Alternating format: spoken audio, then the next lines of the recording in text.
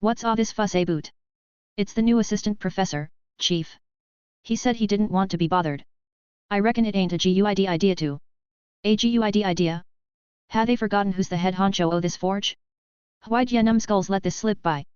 I'll step out for a couple o' weeks and this is what I'll come back to. Chief, ya were gone for more than 2 months. Shut your trap. Chief. An old dwarf was berating one of the other runesmiths present here. The old dwarf, known simply as chief among the runesmiths, was a grizzled veteran of the craft. His presence commanded respect, but on this peculiar day, his authority was being questioned. A strange black barrier had been erected in his private crafting area, preventing him from entering. What's this barrier here? The assistant professor is doing his experiments there. Professor Arian said no to disturb him. The old dwarf, chief, grunted in irritation, his bushy white eyebrows furrowing deeply. He was not accustomed to being barred from any part of the forge, especially not by someone he deemed as a mere assistant. Assistant professor, yes eh? Humph. He's no more than a greenhorn. And he's barricading himself in ma forge? Not on ma watch. With determined strides, Chief approached the barrier, his thick hands clenched into fists. He wasn't about to let some upstart scholar dictate the use of his workshop. Stand aside, lads. Chief's comment through. The other runesmiths exchanged nervous glances but knew better than to challenge their chief's authority. Many received some bruises from those large first of his. They hastily stepped back, giving the determined dwarf space to approach the mysterious barrier. However, before the man could approach the black barrier, something strange transpired. This strange black barrier was taking up quite a bit of space, but suddenly, it started to expand to the sides. At first, it looked like a balloon being slowly inflated, but eventually, the surface started to ripple and expand chaotically. Chief halted his advance, his eyes widening in surprise as the barrier expanded before him. What in the blazes? Lads! Get back! It didn't take long for him and the others to realize that something wasn't right here. While they weren't mages, they could feel a tremendous amount of magical energy leaking out. Whatever was happening inside was going to erupt and they needed to escape.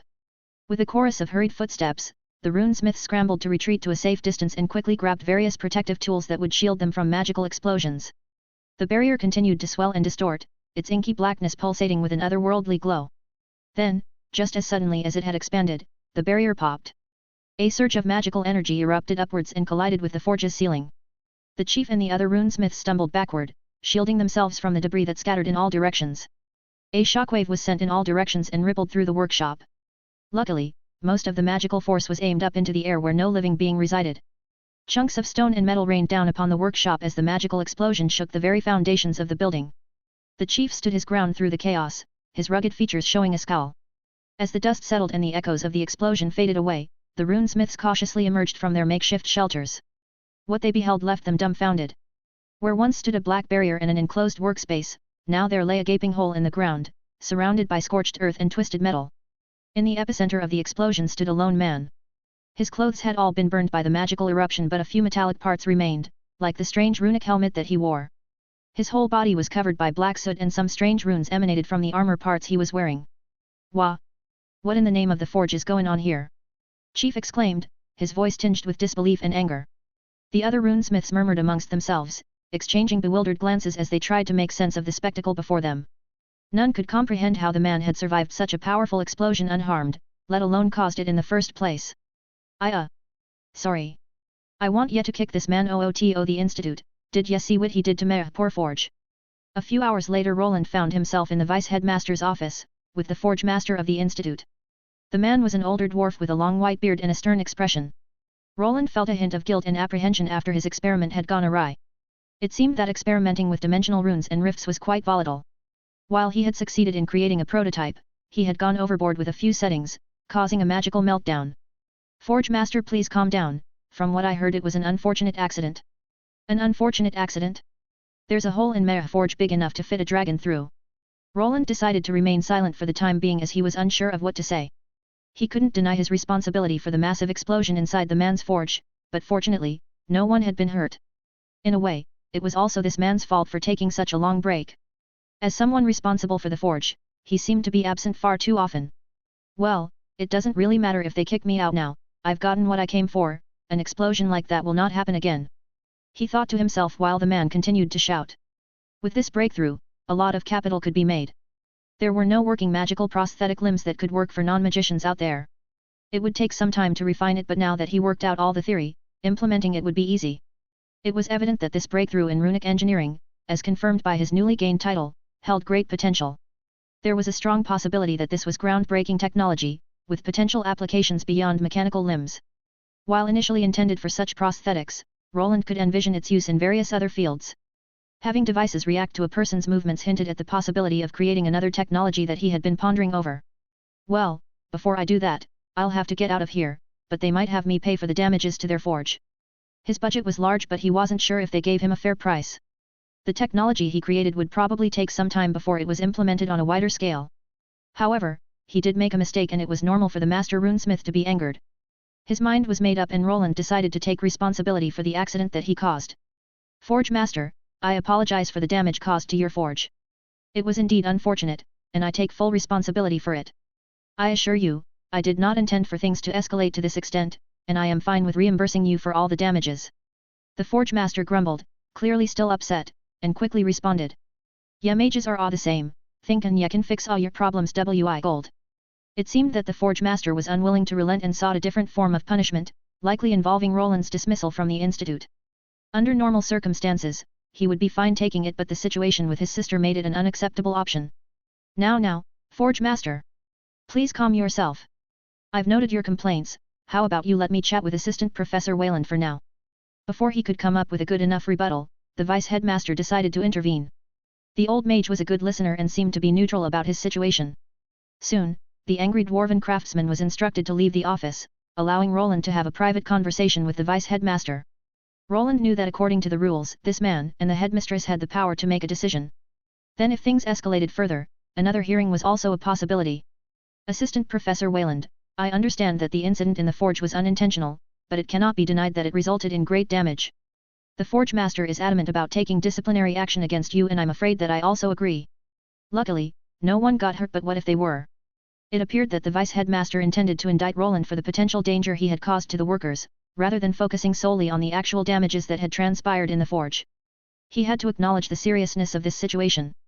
Roland expected this much, as the magnitude of the explosion was great. Losing himself in his research and forgetting about the people around him was his mistake, and he needed to face the consequences for it. I take full responsibility for what happened, Vice Headmaster. I am willing to accept any punishment deemed appropriate. I appreciate your willingness to take responsibility, Assistant Professor. Thus, I'll have to propose. From the words the Vice Headmaster was forming, it seemed that he was going to get expelled. However, before he could judge him, someone intervened. A strange leaf floated from the open window on the side and transformed into something that looked like an official piece of parchment, which Master Rithos quickly read through. What could that be? Master Rithos, who usually looked jolly, seemed to be confused and even slightly angered for some reason. Roland couldn't help but wonder what news had prompted such a reaction. Had something unexpected occurred within the institute, or was it related to his current predicament? After a few moments of silence, the Vice Headmaster lowered the parchment and regarded Roland with a more thoughtful expression. It seems that you have earned a promotion, Assistant Professor Wayland, or should I call you, Deputy Professor Wayland now? Deputy Professor. Roland had gone extensively through the laws of the institute and knew what this peculiar position entailed. It was quite special, as the Deputy Professor was someone who only answered to the institute leader, which in this case would be Headmistress Yavana.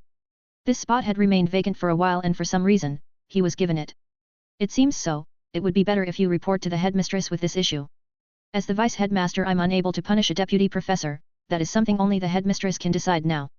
However, do keep in mind that this promotion comes with added responsibilities and expectations. You will be expected to maintain a higher standard of conduct and professionalism from now on. Roland nodded, still processing the sudden turn of events. A promotion to deputy professor was not something he had anticipated, especially not in the midst of a disciplinary issue. I understand, Vice Headmaster. I will make sure to fulfill my responsibilities to the best of my abilities. For the time being, he decided to stay calm. This allowed him to avoid punishment while also granting him a higher position within the institute. This unexpected turn of events could help him keep his sister safe and gave him some perks. These would probably come at a cost, as there was probably a reason why he was promoted. Everything comes with a price, and the deputy professor role is a bona fide secretary for the headmistress. He had apparently become the assistant to the headmistress without agreeing to it. While normally he would have declined the offer instantly, at this juncture it allowed him to get away with his little mishap. The Vice Headmaster seemed slightly angered as one of his eyes was twitching around, but he could do nothing about it. Well then. Excuse me. Roland left the Vice Headmaster's office while still trying to process the situation. The master runesmith that he had angered was luckily not waiting for his arrival so he could make his way towards the headmistress mage tower. This needed to be dealt with as he wanted to plan his departure. Now that he was able to read the mana phantom, he needed to go back home and the only thing holding him back was Lucienne. As Roland made his way to the mage tower where the headmistress resided, he couldn't shake off the feeling that something was off. He wasn't sure what that woman wanted from him but he wasn't sure if refusing was an option. If he declined, the vice-headmaster would likely follow through with the punishment, making this potentially the only remaining option for him to return to the institute later on. Just like twice before, Roland ascended the spiral stairs all the way up into the headmistress' office. This time around she wasn't lazing around in the library but sitting behind her desk. Her gaze was rather lax and she seemed to be examining his robe that he borrowed from Arian after the accident transpired. Good, take this. I'll call you when I need your assistance, so keep it on you at all times. She gestured towards him with a finger, conjuring mana that soon materialized into a floating object heading his way. As it drew closer, Roland realized it was a new batch, replacing the old one. It signified his new position and likely granted access to areas previously off-limits. With this new emblem, he could potentially enter all the mage towers in the institute and even assert authority over department heads if he desired. His new position was indeed special, and it seemed his new boss had no obvious immediate demands. Something that was quite odd and suspicious. In addition to the new emblem, Roland was also rewarded with a brand new mage robe. Unlike the ones worn by regular enforcers, this one came in a striking crimson color, marking his distinct status. Various enchantments had been placed on it through means that he wasn't familiar with. Thank you, headmistress. I will make sure to fulfill my duties to the best of my abilities, but could you give me an explanation? Why did you choose me for the deputy position and what are you expecting from me? While he was talking with a scary tier 4 class holder and didn't want to pry too much, he also needed an answer. There was a reason why he was given this opportunity and a clue was all that he needed. The headmistress responded to his inquiry with a cryptic smile, her eyes glinting with a hint of amusement. You've shown promise, assistant. Oh pardon me, Deputy Professor Wayland. As for what I expect from you, let's just say, I have a few tasks in mind that could benefit from your unique talents. Roland couldn't help but feel some apprehension at the vague response he received from the headmistress. It seemed there was more to this promotion than met the eye and that all the perks would come at a price. He wasn't sure why she was so trusting. If he left the institute now there was no proof that he would ever come back. Was his connection to his sister discovered? Understood, headmistress. I will await your instructions. I'll take my leave then. With a dismissive wave of her hand, the headmistress indicated that their conversation was at an end. After making his way back to his quarters, Roland pondered his next steps. He needed to tread carefully, especially now that he held a position of higher authority within the institute. Whatever tasks the headmistress had in mind for him, he had to approach them with caution and ensure that they didn't compromise his current goal of protecting his sister, which was now the crux of his problems. Upon leaving this place, Lucienne would be left alone with no protection. His brother Robert was not responding and he had no idea if his father even knew about the situation here. He could only hope that the nobles would leave her alone after the two disastrous incidents but life was not that simple. Roland stood at a crossroads with two paths. One led him home, away from this institute and all the trouble the nobles residing there brought to him. The other pointed him in the direction of his family members and his responsibilities as deputy professor, entwining him further into the complex web of politics and intrigue within the institute. He knew that whichever path he chose, there would be consequences. I need to decide now. What path should I take? He pondered the potential future outcomes of his decision. Returning home to perfect his prosthesis was the safest choice, but he had already initiated a course of action for which he needed to take responsibility. A strange sense of duty towards his sister continued to tug at his heartstrings. Lucienne's safety was his responsibility now and leaving her vulnerable to the whims of the nobles was not something he could accept. I guess it's not much of a decision but, how should I go about this? A decision had been made and a plan needed to follow soon after. If he was given this new position, he was determined to use it to his advantage. Perhaps this headmistress already knew about his desire to go against the nobility and had just given him the means to do so. What do you think? The calculations should be correct but if you see that something is off, then tell me. You want to know what I think? Yes. Then, wouldn't it be better if you just take an airship back if you need to return? I don't feel comfortable with the other method, something could always go wrong. What if you end up inside a flock of wyverns or in the middle of the ocean? That's why I'm asking you to go over my calculations, I'm sure we both won't make the same mistake. Fine. A floating cat grumbled while moving large pages of papers to look through the numbers presented on them. Behind him stood a man wearing a newly gained crimson robe that now presented his new position of deputy professor, someone that had a special position within the institute.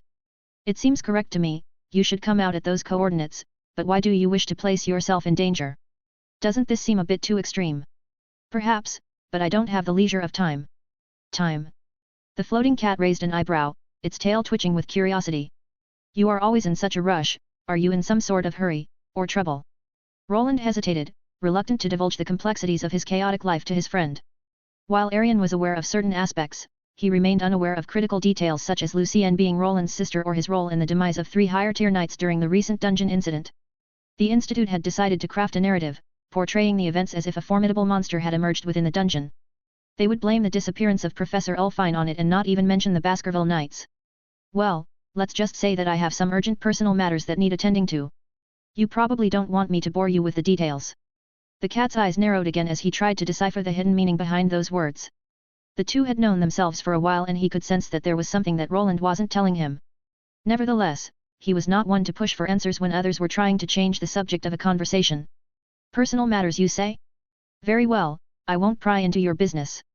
Just be careful, Wayland. Whatever you're up to, and make sure you don't get yourself into more trouble than you can handle. If there is anything that I can help you with, don't be a stranger. I appreciate your concern, Arian. But I assure you, I've got everything under control. Arian simply nodded, though a hint of skepticism lingered in his eyes. Roland could sense that his feline friend wasn't fully convinced by his explanations. In truth, he remained uncertain about his next course of action. While his instincts urged him to return to Albrook immediately, leaving behind the complications of his current situation, he couldn't shake off the lingering concern for his sister's safety. He hadn't anticipated encountering this problem upon arrival, and now he was feeling conflicted. It would have been ideal if he could delegate this responsibility to someone else, but for some reason, his older brother wasn't answering his calls. On the other hand, Lucienne probably hadn't divulged any information about the incident at the Institute. He was sure in his belief as he had kept his spider golem around her to keep watch. She never attempted to contact her family members, and the likely reason for this was her character.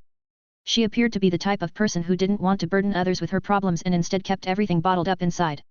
Even when the bullying began, she didn't reach out to anyone outside or confide in any of the teachers. She clearly hoped to resolve the matter by herself without bothering anyone else. But there is one thing you can aid me with. Oh? What is it? There is one thing that you can help me with. You already know the student by the name, Lucienne Arden, right? Sure, she was part of that hearing you were in. What about here?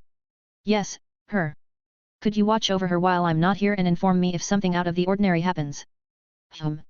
I don't think there should be a problem with such a task. Roland couldn't simply depart and leave his sister without any form of support. While his spider drone was with her, it had very limited defensive capabilities. Arian would probably be a better option to ensure her safety within the Institute.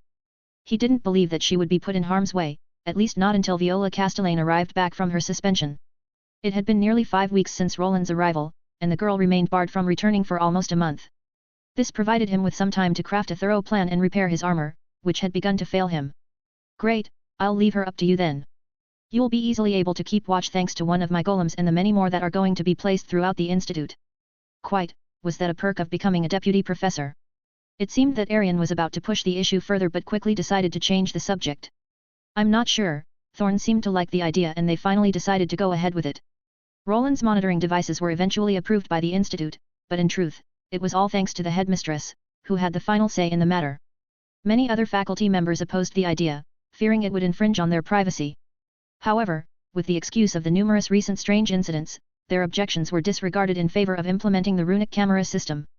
This was also one of the main reasons for the return of the Forge Master, as he would be responsible for producing this technology based on Roland's schematics. Hope you have a safe journey then, but I hope that you plan on returning soon. The whole department has been steadily growing since you appeared. I even got a few interviews that I need to attend to. Interviews? Indeed, the runic department is now getting more funding thanks to this project and the amount of students attending has tripled ever since you introduced that novel method of study. Well, glad that I was able to help. You did more than that. You practically saved it. Arian was delighted with the developments of the past month. The runic department had become the center of attention at the Institute, and with Roland's promotion to deputy professor, his former assistant professor position had opened up. It was likely that whoever sought to fill the vacancy had ulterior motives, given Arian and Roland's positive dealings with the headmistress. It was a business opportunity for networking and Arian would need to watch out for it. After finishing things up with Arian, he decided to take his leave. Once outside, he could feel many gazes coming his way. This robe that was coupled with the new emblem was the reason for it. People identified him now as a person with a lot of prestige, and he could tell that some even wanted to come closer and chat. Luckily, his runic armor and helmet under the robe gave him an air of mystery and intimidation, dissuading others from approaching him without reason. However, Roland couldn't linger in the institute any longer. With his decision made, he needed to begin preparations for his departure. For this exact reason, he had taken some research papers to Arion as he would be traveling through one of the mage towers and not any airships. The math had been complete, but considering he would be doing this type of magic for the first time, it was still nerve-wracking. All of his belongings were inside his storage space and it was fine for him to leave. He already contacted Elydia that he would be returning soon and was informed that Agni was eagerly waiting for his return. The journey ahead could be dangerous, but he was mostly sure that he would make it back in one piece, and if he was correct, then perhaps in less than an hour he would be back in his old workshop. As he made his way towards the Mage Tower of Fire, the same one he had previously visited with Arion's help, he could not help but glance at his display screen. There he saw through the eye of his spider drone his sister Lucienne, who was chatting with some of her friends. Ever since he cleared out the incident with Viola and several smaller ones, she had started to enjoy her school life in this institute. So she really did get it. Name: Lucienne Arden L26. Classes: T1 Mage L25. T1 Clairvoyant L1. It wasn't difficult to access her status screen, and she had indeed acquired the unique Clairvoyant class, just as he had suspected all those years ago. She was now on the path to becoming an oracle, with the ability to foresee the future to some extent. Oracles were often deployed to crime scenes to deduce what had transpired or used to locate people or hidden objects. As her brother, it was likely that she would eventually uncover his true location. Something like that won't probably happen until she is at least a Tier 2 class holder, but how long would that be? Roland's obsession with keeping himself hidden from his family members had been part of his life ever since he fled over 10 years ago. Even now, as he was a full-blown adult, he still had second guesses about his involvement with his sister. If he hadn't acted out against Viola, then now he would have probably been leaving the institute to never return here again. However, being an adult also meant that he needed to take responsibility for his actions. An adult, hey! What should an adult do in such a situation? He arrived before the Tower of Flames and slowly ventured inside. The path to his next destination lay open before him, yet he hesitated, halting himself from taking another step.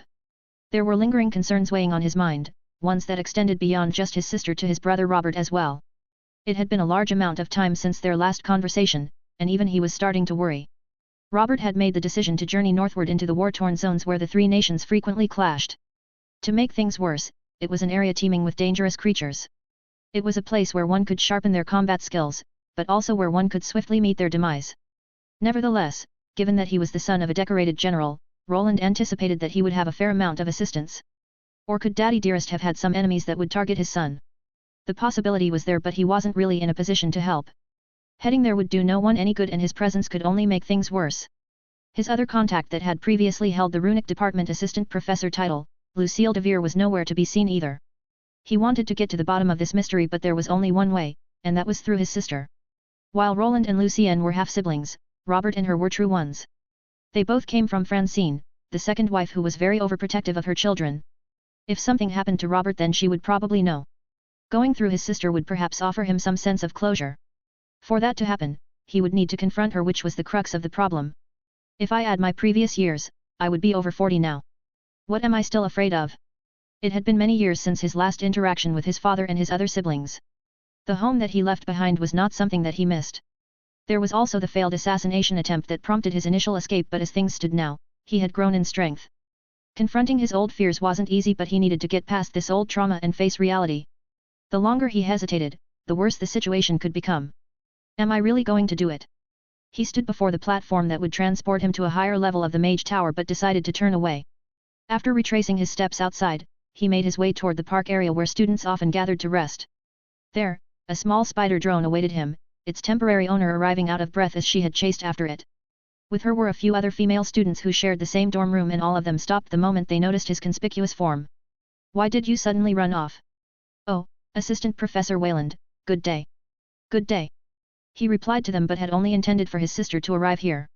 Nevertheless, he had already made a decision about this issue, so he wasn't about to let a few random people ruin this moment. Lady Lucienne, please come with me, I need to discuss something with you, in private. Something private?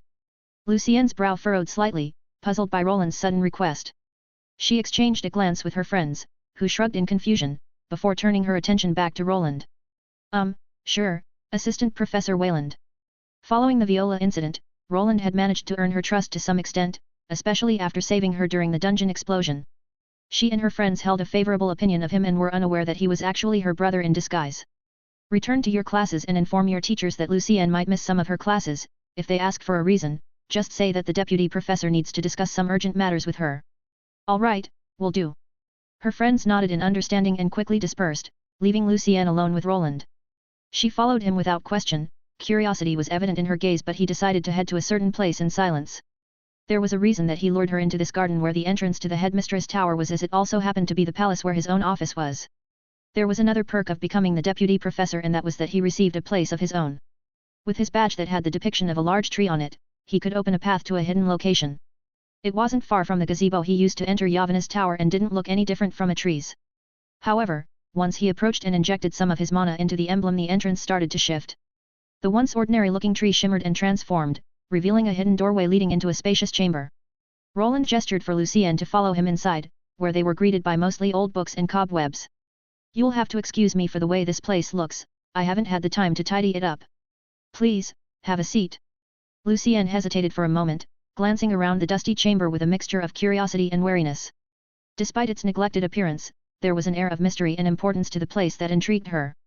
It was a large office area, with an even bigger desk at the end. To the sides were various tomes about magical incantations, but the most eye-catching of all was a large portrait hanging on the wall behind the desk. It depicted a stern-looking man in mage robes, his gaze piercing and commanding respect. Is that Archwizard Xandar? Yes, that's an old portrait of him. He responded to the question, but the atmosphere quickly grew stale. Roland seated himself behind the large desk, feeling uncertain about how to begin. This wasn't part of his original plan. Revealing his true identity, which he had concealed for over 10 years, wasn't going to be easy. Lucienne, I need to talk to you about something important. How do I put this? His voice wavered slightly, betraying his inner turmoil. What is it, Assistant Professor Wayland? Is this about the golem? She replied with a smile on her face, something that she was devoid of when he arrived at this institute. He took a deep breath, steeling himself for what was to come. There was no turning back now, and instead of using his words he decided to break the ice in a different fashion. His head was covered by the robe's hood, which could be magically concealed. He wished it to be so, and it retracted itself into the magical fabric. His hands then moved towards his mithril helmet that always concealed his face. Lucienne seemed confused, but she remained quiet. Roland's grip on the piece of metal was unsteady, but he already made a decision. Slowly he removed the magical effects that kept his helmet steady, and finally, his face was revealed. Assistant Professor Wayland. She didn't catch on immediately, but as she continued to stare at his face, he could see her emotions shifting. It began with a look of confusion, which then turned into contemplation, and finally, denial. However, eventually, 2 words escaped her lips, which he confirmed with a resounding nod. Brother. Roland. That face. Could it really be you, but how? Professor Wayland is brother Roland. A confused expression painted her features as she struggled to comprehend the revelation. Roland sighed heavily, somewhat relieved that he was able to reveal the truth, but quite anxious about Lucienne's reaction. He was not sure how he should continue this conversation, but for now, he decided to feel it out. Yes, Lucienne. It's me, your older brother. I'm glad that you still remember my name. He tried to speak as softly as he could, hoping to ease the shock she must be experiencing. Lucienne remained silent for a few moments, her eyes locked onto his face as if trying to confirm the truth through sheer observation. After a few moments, she started approaching him without muttering a word, and he allowed it. Soon he was looking down at his sister, who was at least a head shorter. It was quite uncomfortable to be stared at so intently, but Roland allowed her in this emotional moment. There was nothing strange in being shocked by the appearance of a long-lost brother. However, something even more peculiar happened next. She raised her right hand into the air and clenched it into a fist. Remember your name? You. Roland's senses were quite enhanced compared to someone like his sister, who was only a Tier 1 class holder. Nevertheless, he was taken by surprise by her actions as she launched a punch in the direction of his face. This brought back memories of his initial interaction with the adult Robert, who had reacted similarly with anger. At first, Roland considered dodging the attack, but ultimately decided to allow her to vent her negative emotions. Why did you, Ak? As her fist made contact with his cheek, he made no move to retaliate or defend himself. He understood that this outburst was likely fueled by years of confusion, frustration, and perhaps even resentment. The impact was quite gentle, as her small body didn't possess enough strength to injure him. However, those Tier 3 upgrades were not for show, and to his dismay the one that was injured was not him but his sister instead. Ak, why is your head so hard, my hand? Pfff. Roland had a hard time holding in a laugh as he saw the angered Lucienne going down to her knees and holding her hand. Her knuckles were red from the force of the punch she had put her whole weight behind. Despite being a mage, it appeared that someone had taught her some basic hand-to-hand combat skills. While her form wasn't bad, it only resulted in her injuring herself instead. Hey, are you laughing? What's so funny? Nothing, you just reminded me of Robert when we first met. Robert? Wait, did he know that you were alive? Did others know? Was I the only one? He realized that perhaps he shouldn't have mentioned Robert who had met him a few years earlier. However, the cat was out of the bag already and he decided to be truthful this time. No, only Robert knew, but don't blame him, I made him promise that he wouldn't tell anyone, not even you or Francine. But why? His sister's expression didn't soften as she wasn't quite convinced. Her hand was clearly in pain, so he decided to step forward and heal it with one of his emulated healing spells. This little trick was successful in calming her slightly, but this wasn't over yet. Why did you disappear like that? Why didn't you come back? Did you know how long I've been looking for you? While the wounds were healing, she smacked his chest with her good hand. He didn't feel much pain as his mithril breastplate was taking the brunt of the attack. Roland remained silent while Lucienne's voice started cracking and tears appeared in her eyes. It was clear that he had underestimated how emotionally invested she was in his existence. He did not expect such an outburst from a family member that he barely knew. I'm sorry, I never meant to make you worry, I just... He stopped himself as he wasn't sure if he wanted to burden his sister with his perhaps selfish reason. All he had ever desired was freedom, free from anyone looking over his shoulder and dictating his actions. Yet, he didn't want Lucienne to misconstrue his intentions, thinking that he had fled because she was one of the burdens he wanted to avoid. He had believed he would be nothing more than a fleeting memory by now, but she, like Robert before her, proved him wrong. Seeing his sister's tears, Roland felt a hint of guilt wash over him. He had not known that his disappearance would cause pain to anyone from his family, but Lucienne's raw emotions were quite real. He took a deep breath before placing his hand to the back of her head, as he embraced his sister. At this point, her words had become incoherent, and her tears flowed freely, dampening the fabric of his robes. He didn't say anything while embracing her awkwardly and letting her vent her frustrations. After what felt like an eternity, Lucienne's sobs began to subside, her grip on Roland loosening slightly. He gently pulled away from the embrace, keeping his hands on her shoulders as he looked into her eyes. I'm sorry, Lucienne. I never wanted to cause you pain, but please understand, I had my reasons. She sniffled, wiping away her tears with the back of her hand before nodding slowly. I don't know, but, you're alive. Yes, I am. And I promise, I'll explain everything to you. But first, I need to know if you're all right. How is your hand feeling? Lucienne shook her head to indicate that she was fine. No, I'm okay, just surprised, I guess. I'm sorry that I hit you. It's fine, but you should probably think first before trying to punch your professor. Lucienne blushed slightly as she realized the implications of her actions. Normally, it would have been something she might have been punished for, but luckily it was just her brother who found the whole thing amusing. After a moment of awkward silence, Roland cleared his throat to break the tension. So, now that we've got that out of the way, how about we sit down and have a talk? Lucienne nodded, and a table emerged to the side of Roland's new office. He hadn't had much time to examine this area, but the plant-based magic here could be commanded like runes. With the help of his deputy professor emblem, he could control this place to an extent, and producing furniture pieces was a possibility. Where do I even start? Roland gazed at his sister, her big eyes were fixed on his. He felt uncertain about how to begin his explanation and whether he wanted to divulge the full truth of his escape to Lucienne. How would she react if he told her about the possibility of someone within the estate trying to get rid of him, which also included her own mother? It was a matter that could potentially cause turmoil within the family, something that he lost interest in throughout the years. Robert is one thing, but how would she react? It was a troublesome issue, and after reconnecting with his sister, it wouldn't be surprising for her to start asking questions later. Based on his experience, adults often resorted to lying to their children when they believed they couldn't handle the truth. This usually led to some negative outcomes down the line when the child eventually discovered this truth. Lucienne was 15 and in this world, she was considered an adult, not something he fully agreed with. However, he didn't want to base their relationship on more lies and decided to give her the whole truth. Thus, after a deep breath, Roland began to speak.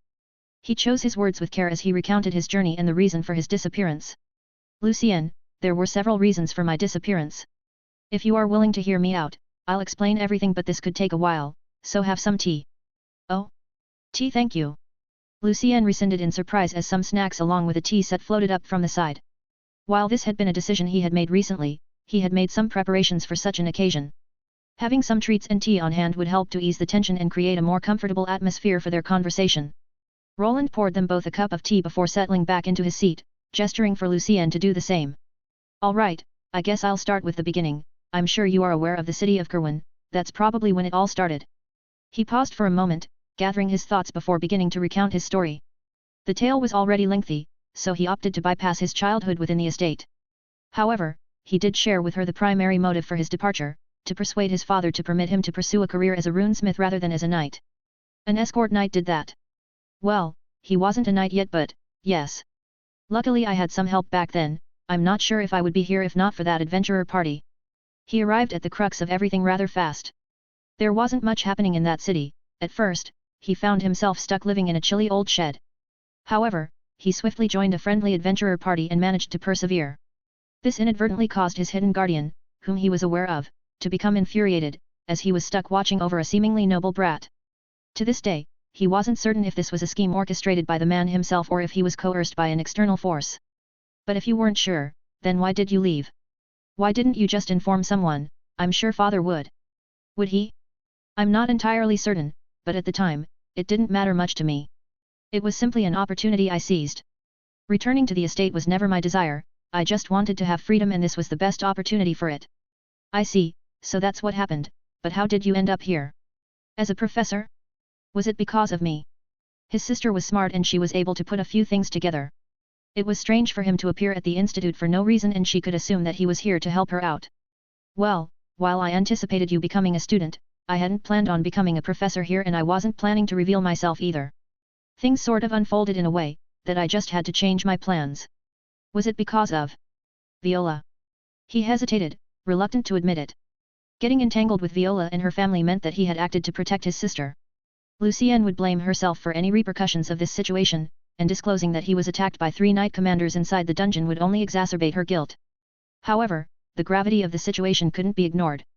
She had been targeted and would have been in grave danger during the siege magic training if he hadn't intervened. He realized he needed to disclose the entire truth about this ordeal to her as her life could depend on it. Yes, it was partly because of Viola, I won't deny it. I couldn't just let her do those things to you, she certainly is quite a vengeful individual. Vengeful is an understatement. He seemed to have hit a nerve as he saw his sister lower her head and clench her fists. Roland had looked through some old reports at the enforcement department but they didn't really tell the true story. Perhaps after Lucienne gathered her thoughts, she could tell him the reason Viola hated her so much. But it's the Castellane house, why were you so reckless? What if they retaliate? Ah, well, about that. Did something happen? Are you not telling me something? Roland had grown used to wearing a helmet when speaking to people and even using a runic voice module to distort it. Lucienne caught on to his hesitation, sensing that he was withholding information from her. He could see the concern etched on her face, and he realized he couldn't keep her in the dark any longer. It's better if I tell you then, no use holding back now. There was a reason that the advancement classes were postponed. I'm sure you remember Elithae's Baskerville. Viola's guardian knight. Yes, the one. Well, please don't overreact but it seems that Viola's dislike for you goes deeper than you might think. He didn't want to alarm her, but it was crucial for his sister to understand the real threat she faced. Roland needed to temporarily depart from the institute, and during this absence, all sorts of dangers could arise. The current conversation was driven with Lucienne's safety in mind. While he could instruct others to protect her, it wouldn't be very effective if she placed herself in harm's way without realizing that there were individuals actively seeking to cause her harm. By the goddess, something like that happened? Are you all right? As you can see, I'm fine. But there were 3 of them, how were you able to defeat? Don't worry, your older brother is strong, I won't be defeated so easily. As you might have realized, I'm a proper tier 3 class holder and one of the stronger ones too. This was a lot to take in for his sister and he wanted to reassure her that she was in good hands. It was hard to deny his personal strength which was somewhat uncanny. I'll have to take your word for it, but how did you gain this strength? I don't think that even eldest brother could do such a thing. Only father could. Well, that's a long story in itself but rest assured, I didn't use any nefarious methods, let's just say that my class is a bit special so it allowed me to attain this level of power, quickly. He could probably talk for another several hours and recount his whole journey that led him to Albrook but there were other pressing matters. Bernier's prosthetic needed to be made and he needed to exit the institute with a clear conscience. For this reason, he pulled out an intricate red bracket created from the same mithril that his armor was. There are a few reasons why I brought you here, I wish to give you this. It's a magical bracelet. This looks valuable, are you sure that I should? It's just something I've made, it will protect you from any potential threats and also inform me about your whereabouts. It will also allow you to control 2 additional golems that I have hidden within the institute. If something happens they will help you. Is this really necessary? It might not be, but better safe than sorry. Thank you. Lucienne wanted to say something, but she stopped herself and just nodded before taking the magical bracelet. She seemed rather pleased with the design that he had created to suit more womanly tastes. You know, Lucienne, I never wanted to burden you with all of this. But it's important that you know the truth and that you're prepared for whatever may come. I understand, Roland. Thank you for being honest with me, even though it's a lot to take in. Her words were filled with sincerity, and Roland felt a hint of guilt for keeping so much from her for so long. But now that the truth was out, he hoped that they could move forward and perhaps even form a stronger bond, something that he never thought was possible in the first place. Are you going somewhere? This feels like a parting gift. I do have to leave, there are things outside of the institute that I need to take care of. I would have preferred to stay or contact Robert, but I haven't been able to. Speaking of him, do you know where he is? He was quick to change the subject as the disappearance of his brother was quite an oddity. While it was understandable that there might be difficulties in contacting him given his position at the border, which was undoubtedly hectic, Roland couldn't shake the feeling of unease. In the past, despite the chaos, his brother had managed to maintain frequent magical communication, sometimes through the involvement of the Count's daughter. Brother Robert? I'm not sure, I could ask Mother about it. Now that you mention it, I haven't heard from him in a while. Lucienne was in deep thought, and it was surprising that she didn't know about Robert's location either. However, if she contacted Francine, there was a possibility that they might receive some information regarding Robert's whereabouts. That would be helpful, Lucienne. If you could inquire about it, I would appreciate it. In the meantime, let's discuss some other issues. That's fine with me. His sister was rather cheerful, and what started with a punch, was slowly turning around. With Lucienne on his side, he felt more confident in keeping her safe. Before departing, however, he knew he had to clarify a few things. While he was comfortable with her knowing his secrets and had grown less concerned about other family members discovering them, revealing that an Arden was involved in the deaths of 3 prominent knights would likely cause a stir within the noble world. Therefore, it was best for that information to remain a secret, at least for now. Something like that happened? It's astonishing how something so trivial could escalate to this point. Yes. I think that was the main reason. Roland had continued his talk with his sister for quite some time. As Roland and Lucienne delved into their discussion, the atmosphere in the room became more relaxed.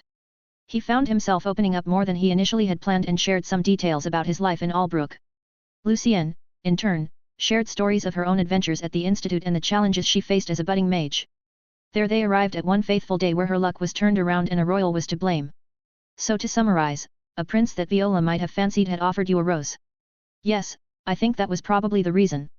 It all happened after that. Lucienne recounted quite the tale about what she believed to be the source of Viola's fury. It transpired about a year ago during a visit to the institute by a member of the royal family. On this occasion, both a graduation and inauguration ceremony for mages was taking place. This prince was just one of numerous offspring of the current king, akin to Roland's father, who had sired many children. It seemed that if nobles excelled at anything, it was producing numerous heirs and then allowing them to engage in a senseless power struggle. These annual ceremonies were a mandatory event for all students, with occasional invitations extended to important individuals. This time, it was the prince's turn to attend. Roland presumed he was scouting for talented mages but was unaware of the prince's class. Such details were often concealed, as in a society built on the notion of being born special, having a lower-tier class would be scandalous. It could result in losing support and potentially burying the royal member by their siblings. It was in the best interest of each prince to solidify their standing within the kingdom. They achieved this by assembling their own elite forces and pitting them against their siblings. It was a situation that Roland also found himself in, as he was one of these elites hired by Arthur. Lucienne was a bit vague about it, but eventually, a party was held and people started to mingle. The prince was obviously the center of attention and all the noble-born mages swarmed around him, with Viola being one of the main players in this social game. It seemed that she was interested in this young man who was 2 years her senior and was probably trying to get his attention. Lucienne, on the other hand, was hesitant to approach the royal guest, feeling out of place among the high-born attendees. Going by her words, it was not her that initiated the encounter by the prince himself. Roland was not sure what this young man was trying to pull, but he approached his sister with some sweet words that she couldn't recall too well, as the whole thing left her stunned. He was quite charming, I must admit. Lucienne reminisced with a faint blush tinting her cheeks. He approached me and offered me a rose and complimented the dress I was wearing. It was something my mother told me to wear, she said it would attract the male gaze or something similar, and it certainly did, but... Her mood quickly changed after she recalled something that happened. I still remember that look, her eyes looked so vicious. Roland could only imagine how proud Viola was feeling when the prince she desired, ignored her and went up to another lady. This act was probably exacerbated by the fact that it was Lucienne, someone from the Arden estate who was once only a lowly knight family under the Castelline banner. What was that stupid prince thinking? Was he just dumb or did he do it on purpose? He was not there during the party so it would be hard to judge this incident. The young man, being only 16 at the time, might have been unaware of the implications of his actions. However, anyone else would have recognized that his action toward a woman of lower birth would be deemed offensive by the other high-class ladies present. In noble circles, prestige was akin to currency, so witnessing a member of the royal family favoring a woman of supposedly lesser status would have been an insult. To Roland, the situation was quite stupid but this was the reality of this world. If the prince had genuinely harbored feelings for her, perhaps the situation would have been different. However, he didn't take any actions to indicate such interest. Lucienne was left with nothing more than sweet words and a rose, and soon after, the bullying began. That's quite the story, I would like to have a talk with that prince. To ease the tension Roland cracked his knuckles slightly to insinuate that this prince would not come out unscathed from the talk he would have with him. This made Lucienne smile as she appreciated her brother's instincts to protect her. You better not, you'd be imprisoned, and probably our entire family would be in trouble. If he punched a member of the royal family, it wouldn't be strange if he was sentenced to death and his whole family potentially along with him. There were strict laws that even higher nobles had to adhere to, and opposing the royal family was deemed treasonous. Only individuals like a duke, with significant amounts of military power, would dare to take such action, and even then, it would likely result in severe consequences. It was only a joke, don't take it too seriously. Now, let me ask you, have you told this to anyone? Your mother, Robert, or anyone from the family? He leaned closer and could tell that Lucienne's eyes darted to the side. This bullying had been going on for quite a while. Despite their status as a baron family, they had a powerful patriarch in Wentworth Arden. He had earned the moniker of Silver Wolf and was a war hero. His level remained unknown to Roland, but he believed him to be at least a double Tier 3 class holder, or possibly even a Tier 4 class holder by now. Wentworth had also probably managed to gather some strong allies during his tenure, like the High Inquisitor that Roland had met before. I haven't told anyone. Mother is always busy with her affairs, and I didn't want to bother her with something like this. And as for Robert, well, we haven't had the chance to talk much lately.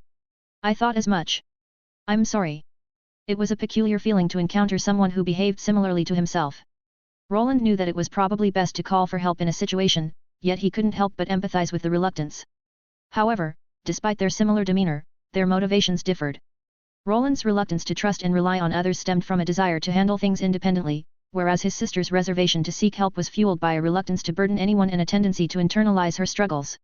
Take it from me, sometimes it's better to ask for some help, you can't handle everything on your own. Especially when it comes to matters like this, it's important to have someone you can confide in and rely on. It took me a while to realize this and I'm probably still bad at asking for help, but I'm working on it. Roland finished his sentence with a soft smile. Lucienne returned the smile, appreciating her brother's words of wisdom. She knew that he was right and probably her father, who could be moved by her mother, could potentially have ended the bullying in some kind of way. I'll keep that in mind, but, what about you? Shouldn't you come back home and explain everything to our father? Like I said. I'm working on it. Lucienne's eyes narrowed as she scrutinized his hypocrisy of lecturing her over something but not willing to act on his own advice. You're just as thick-headed as Robert. Soon after she responded with a chuckle and everything seemed fine. It was clear that the Arden family was a dysfunctional bunch that didn't know how to cooperate with each other too well and he was part of it. Perhaps you're right, but for now, I have other matters to attend to. I promise I'll figure things out with father, eventually. Things were a little more complicated when it came to him. He was now part of the Valyrian Knights which could complicate things. Albrook was his new base of operations and he had already left his old life behind. There was no real reason for him and his father to interact at this point, the only reason he was even humoring the possibility was due to Robert and Lucienne. As Roland and Lucienne continued their conversation, the air between them grew lighter. It was almost like a weight had been lifted off their shoulders as they shared their experiences and concerns with each other. Roland found himself feeling a sense of relief and was sure that he had made the right decision in having this talk with his sister. Now he could safely leave this place and have her full cooperation in finding Robert as well. This sister of his was someone that he didn't know but he hoped that perhaps, their relationship could grow from this point. Despite more than 12 years having passed since their last meeting, he found solace in the fact that Lucienne hadn't turned out like Viola. However, now the conversation was coming to an end and it was time to move on. Lucienne, if you need anything, be sure to use that bracelet or contact Professor Arian, you can trust him. Also, it would be good if you informed your mother about Viola. Even if I wanted to, I can't protect you forever. I understand. She nodded as she understood that she could not keep solely relying on her brother. Roland had told her to leave his true identity out of the picture now, as it was better if the other side didn't know about his involvement in the demise of the trio of knights known as Cerberus. I'll be leaving now, Lucienne. But remember, you're not alone. If you ever need anything, don't hesitate to reach out to me. I will, Roland, and thank you, for everything. To his surprise, as Roland rose from his seat, he was enveloped in a hug by his sister, who wrapped her arms around his waist. It was undeniably a genuine display of affection and a proper hug. Roland, unaccustomed to such demonstrations of warmth, felt unsure of how to respond, a fact that Lucienne quickly picked up on. Brother Roland, what are you doing? You're supposed to hug your long-lost sister back. Roland wanted to chuckle at Lucienne's teasing tone, but just as he was asked, he returned her embrace but with a pat instead. Hey, I'm not a puppy. Really? You certainly look like one from up here. Hey, I'm not short. After this bit of playful banter, both of them parted from their familiar embrace. Their previously lost bond had been finally rekindled. Soon the two were walking side by side towards the exit. I can't wait to tell Brother Robert, I wonder what he will say, but I still won't forgive him for lying to me. As Roland secured his helmet back in place, he glanced in Lucienne's direction. There was a peculiar glint in her eyes, and she seemed to be clenching her fist as if she were itching to punch someone again. From the stories he'd heard from Robert, it was apparent that she had been quite the troublemaker before coming to the institute. It appeared that her old personality was beginning to resurface, and Roland couldn't shake the feeling that he had something to do with it. Go easy on him, it was me that forced him to keep it from everyone. Don't worry, he'll survive. Roland nodded, and eventually, the two emerged from his newly acquired hidden office. He had received it from the headmistress but made some adjustments to keep a degree of privacy. Since arriving at the institute, he had delved into extensive research on concealment and spell disruption mechanisms to safeguard his identity from prying eyes. After utilizing certain runes designed to counter plant-based spells, he ensured that any conversations held within his office remained private. I see that your friends are waiting for you, better not to keep them waiting. They are? I don't see them.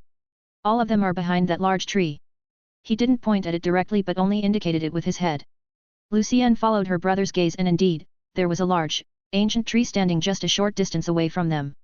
She squinted her eyes, trying to discern any movement or figures hidden behind its thick foliage. After a moment, she spotted a flicker of movement that looked like a tail belonging to her friend Adesuna. It seemed that she along with her two other friends were waiting patiently for her. Ah, they really are hiding there. I'll be seeing you then, Professor Wayland. The two finally parted ways and it was time to leave. Now his conscience was rather clear, and with the help of the bracelet and some systems that he had left behind in the institute, he could keep an eye on Lucienne from a safe distance. He watched as his sister rejoined her small group of friends who instantly started throwing questions in her direction. She had promised to keep his identity hidden from everyone, including her friends, so he trusted that she would keep her word. I guess that's it with that, maybe I should have done this sooner. His pace hastened as he headed back towards the Mage Tower of Flames. Upon reaching the elevator platform, he swiftly proceeded to his next destination, which was the chamber housing a dimensional gate. There he would find the magical device that would allow him to reach his home in a matter of moments. However, he knew the trip wouldn't be straightforward, as there were no nearby mage towers equipped with receiver gates. The chamber was a circular room with high ceilings adorned with runic symbols that glowed softly in the ambient light. In the center stood the teleportation gate, a massive circular structure surrounded by layers upon layers of runes. It was something that he had extensively done research for, as he would need to supply it with a massive amount of his mana while coming out on the other end. Most teleportation gates in this world worked by compacting space around them. It wasn't true teleportation but instead a manipulation of spatial dimensions. However, there existed magic that could perform this feat but was not something a Tier 3 class holder could hope to produce. Are you that fool? Yes, I'm probably that fool. Are you sure about this? If something goes wrong you'll either pop like a tomato or could end up in the middle of the ocean. I'm aware of that. Once he was before the gate, the man responsible for it stepped forward. He was an old man, much older looking than any other mage he had come across. His long, flowing robes flowed around him as he approached, his face weathered with age but his eyes sharp with wisdom. He had probably heard about the new deputy professor and his insane attempt at going through a teleportation gate without one on the other end. Just like the name stated, the gates were usually linked with each other.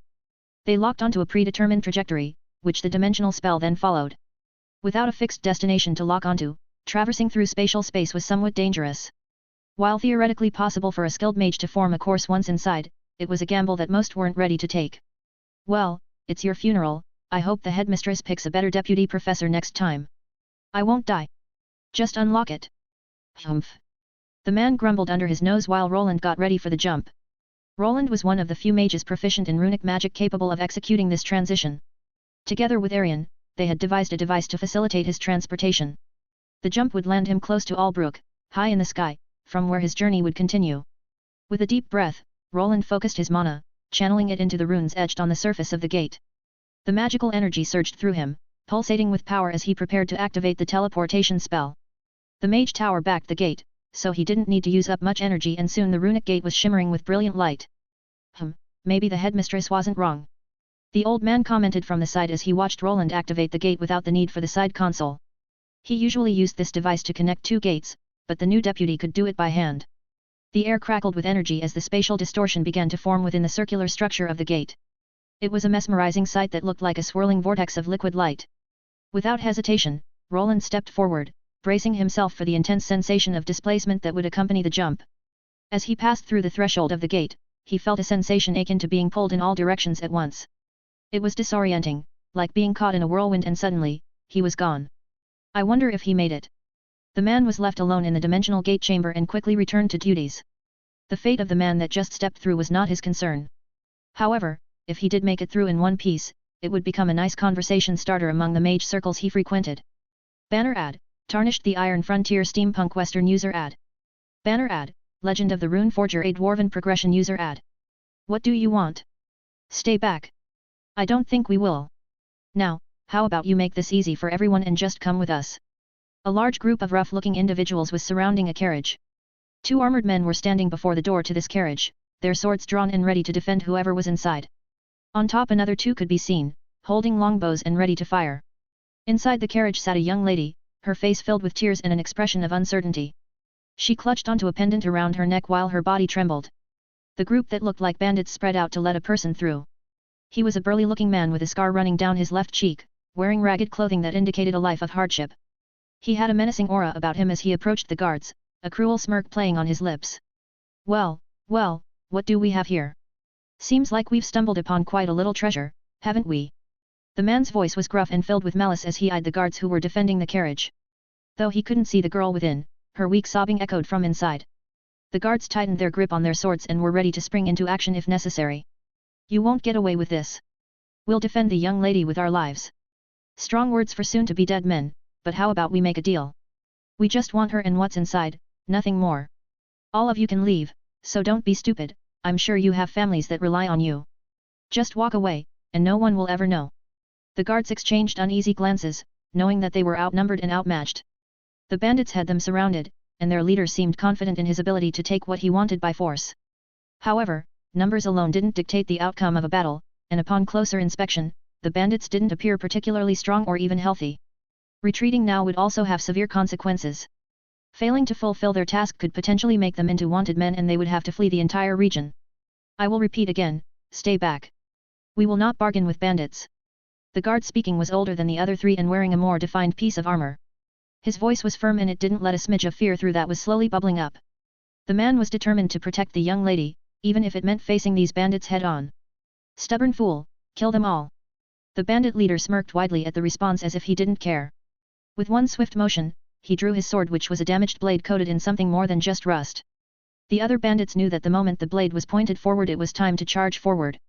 However, right before the man could finish his motion an arrow flew. It flew in a swift arc and connected with one of the other men's forehead, killing him instantly. Shit! Get them! The bandits were taken aback by the sudden attack, their leader cursing under his breath as chaos ensued. The guards seized the opportunity, charging forward to engage the bandits in combat. Swords clashed, arrows flew, and the sounds of battle echoed through the air as both sides fought. Their leader remained at the back, his frown deepening as he observed the standoff. Despite their overwhelming numbers, over 30 men, they couldn't close in on the opposition. On the other side, there were only 4 guards and a coachman armed with a peculiar crossbow. It was evident that his men were outmatched and outgunned. However, he wasn't deterred, knowing there was one trump card up his sleeve. He turned to the side, where a lone figure clad in a black robe awaited, and called out to him. Sir, I think we will be needing your help. The man clicked his tongue in annoyance as he surveyed the chaotic scene before him. The bandit leader's call for assistance was met with silence from the figure in the black robe. He stood there, unmoving at first but eventually stepped forward. Though his body was concealed to some extent by the robe, a long blade was visible on his left side. It differed from regular longswords, with a slight curve and a distinctive eastern hilt, a katana. Fine, but remember, this will cost you extra. Once this man stepped forward, the other bandits spread out to the sides. His presence commanded attention and emanated a strange aura. The guards near the center of this chaotic battle reacted almost instantly. The two archers, along with the coachman, launched projectiles in his direction, 2 arrows and a bolt from a crossbow. However, to their surprise the man didn't seem too perturbed. His right hand moved with uncanny swiftness as he drew the katana from its sheath in a single fluid motion. To the people watching, his hand movement seemed like a blur. A faint clang of metal resounded through the air as the arrows and bolt were sent flying off course. This display of skill left the guards in awe and instantly identified their foe to be above them. A Tier 3 master. You should have taken the deal when it was offered. Now, all of you will have to die. The man stepped forward with the bandits behind him grinning. The 4 guards were already out of breath and knew that it wouldn't be possible for them to defeat this one person, his tier was above theirs. Why are you doing this? If you want money then I'm sure we could work something out. The guard leader shouted out while trying not to panic. The man in the dark robe moved at a slow pace as if he had no care in the world. It was evident that he had no intention of making a deal and their target was the person within the carriage. His words seemed soft and his voice nonchalant as he replied. Please don't hold a grudge in the afterlife, this is just business. The guard leader gritted his teeth, realizing that negotiation was futile. He raised his sword in defiance and prepared himself to defend the lady behind him. The other guards followed suit while the bandits watched from outside. It was clear that the smaller group was outmatched and that they would die here. However, just when it seemed that all hope was lost, a sudden gust of wind swept through the area. Shit, I wasn't supposed to come out so close to the ground. The burst of wind was accompanied by a strange noise and someone shouting. All eyes turned upward to witness an unexpected disturbance. Descending rapidly from above was a figure clad in a darkened robe, with gleaming armor visible underneath. The voice that echoed belonged unmistakably to a man. To his right side, a large tower shield could be seen, which he seemed to be trying to position under his feet for some reason. Closing in at a rapid pace, the descending figure startled the bandits surrounding the carriage, causing them to jump aside in fright. Much to their surprise, he skillfully positioned his feet on the large shield that then shone with strange glowing symbols they didn't understand. Once his feet were there, his descent was slowed but he still kept rocketing in their direction. As the figure drew closer to the ground, the shield beneath him emitted a burst of energy. It somehow cushioned his landing and sent out shockwaves that knocked back the bandits surrounding the carriage. With a resounding thud, the figure touched down with his robe fluttering in the wind in an imposing fashion. The bandits along with the guards were stunned by the unexpected entrance. This robed man landed right between the carriage and the approaching hooded swordsman. The man looked at this new arrival and halted his advance as he could feel that this person was not as trivial as the rest. Who the hell are you? The bandit leader who had called for the Tier 3 class holders shouted. This was certainly not something they expected, an unforeseen variable had arrived. The figure in the darkened robe slowly straightened up and glanced around. He ignored the bandits' question, and began to survey the scene. The group of guards was just as perplexed as the bandits. They realized that he was not allied with them either and prompted the bandit leader to shout out again. Sir, we can't leave any witnesses. Without waiting for the robed man's explanation, the swordsman stepped forward. His hand blurred once again and as his sword left its sheath, it strangely elongated in the direction of the man that dropped from the sky. The intention was clear, they were unwilling to let a third party intervene in their affairs. However, just as the sword strike was about to collide with the man's body it bounced back, deflected by a translucent magical barrier. At this very moment, everyone knew that this person was at least a Tier 3 class holder. It was impossible for anything below that level to defend against such a lightning-fast strike. None among them possessed the capability to perceive the swordsman's movements. They were swift and produced bursts of strong winds each time the blade was unsheathed. After the Tier 3 master recognized that he was up against a powerful mage, the man swiftly closed the distance as he followed the basic knowledge of preventing a mage from chanting. Fortunately, the mage had landed within his range, leaving no opportunity for escape. The previous elongated strike transformed into a flurry of slices, unleashed at an astonishing pace. As the flurry of strikes descended upon him, the robed figure remained remarkably composed. He expertly dodged and parried the attacks with seemingly effortless grace, his movements fluid and precise. Each strike was met with a counter, as he utilized his magical shield to deflect the incoming blows. The bandits watched in astonishment as the two figures engaged in a high-speed duel that their eyes could barely follow. Finally, a grand attack followed as the man with the sword gripped it with both his hands. It was obvious that he was aiming for a large attack but before he could initiate it, the robed mage jumped upwards and soared into the air. There he hovered out of range before an explosion of magical energy shocked everyone. Sir. Shut up. Even though no one here had any mana sense, they could see a thick haze of energy surrounding the elevated figure. The spell took shape way too quickly with seemingly no chanting taking place. Hundreds of magical orbs appeared out of thin air and surrounded the whole area. In a matter of seconds, they were everywhere, and as a rain of stars, they descended onto this battlefield. The robed figure didn't move but somehow was able to manipulate these magical projectiles which were just as fast as the swordsman's strikes. The bandits didn't know what hit them, as their limbs became riddled with holes. Arg, what is this? The bandit leader didn't even have enough time to tell his men to dodge before he was struck by the marble-sized projectile. One of them cleanly pierced through his right shoulder while another one connected with his foot. He went down to the ground instantly while his body received a barrage of magical projectiles. The other bandits suffered a similar fate, their bodies punctured by the relentless assault of magical orbs. Some tried to flee, but they were swiftly overtaken by the relentless rain of magical attacks. Meanwhile, the guards and the young lady watched in awe as the robed figure controlled the magical onslaught with precision and skill. They were completely unscathed, the magical orbs that seemed countless were somehow precisely avoiding them. Some zipped past their heads but never connected with their bodies, as if the man had full control of their trajectories. In a matter of moments, the large group of bandits was no more. All were suffering from puncture wounds and groaning down on the ground with only one person remaining, the swordsman. He found himself running to the side while being chased by a mass of magical projectiles. Even though he had been successful of deflecting most of them, some had already connected with his body. This wasn't part of the deal.